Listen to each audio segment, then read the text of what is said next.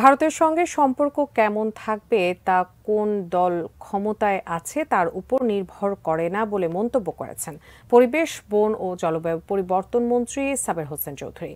বিকেলে ঢাকা ক্লাবে IIMC alumni association আয়োজিত বার্ষিক সংযোগ অনুষ্ঠান এবং ইহসানুল করিম অ্যাওয়ার্ড ফর মিডিয়া এক্সিলেন্সে প্রধান অতিথির বক্তব্যে একথা বলেন পরিবেশ মন্ত্রী।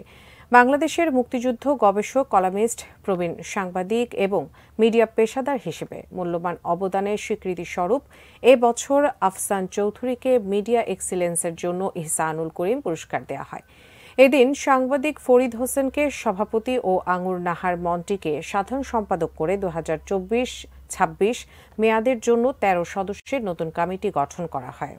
কথা শুনলাম প্রথমে যে সম্পর্ক কেমন সরকারি পর্যায়ে সেটার উপর নির্ভর করছে কজন বাংলাদেশ থেকে সেখানে যায়।